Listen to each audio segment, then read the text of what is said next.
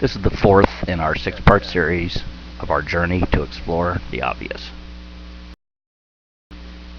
We first went over the present climate, tight credit, low prices, cheap money, and future inflation.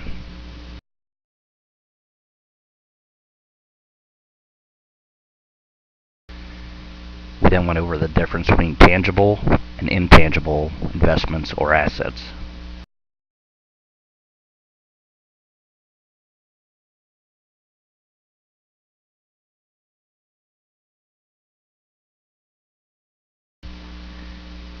With our tangible investment strategy, we went out and put together a pool of 7 houses that we'd roughly have about $250,000 in.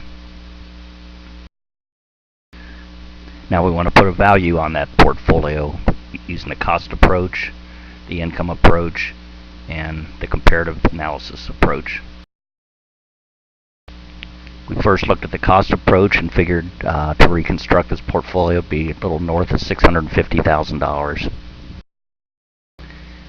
The income approach, using a 10% cap rate, we figured the value to be about $308,000. Now we're going to go over the last of the 3 appraisal methods, the comparative analysis approach. It's basically what people refer to as comps, and it's what you do is you go out and look at your property and compare it to other houses in the area with pretty much the same type of amenities. Usually do a comparative analysis. You would go out and get a licensed appraiser or somebody to actually give you a value, or most real estate agents are pretty good at coming up with a value. Since we didn't really want to go out and get an appraiser, we're going to use a couple benchmarks.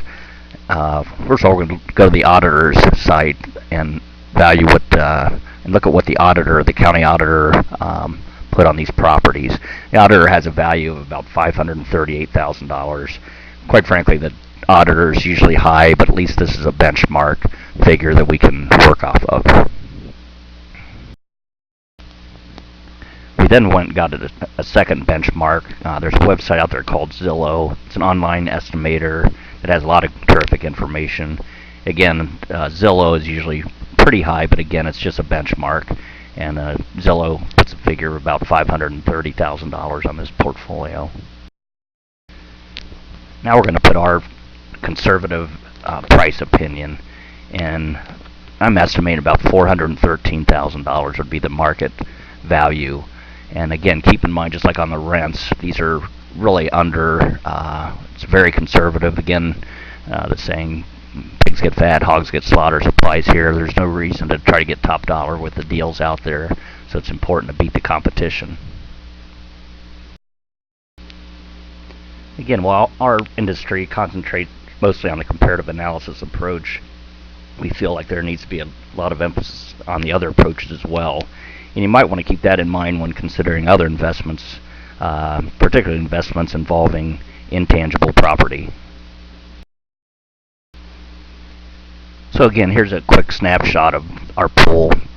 Purchase price a little over $250,000. Auditor has it $538. Zillow has it $530. The income approach has it over $300, and the cost approach has it over $600, and we're estimating about $400 and a little over $400,000 to keep it conservative. We also went out and we built a website called Lots of Opportunity. You might want to check out. It's a really neat way that you can present your properties in a very logical way.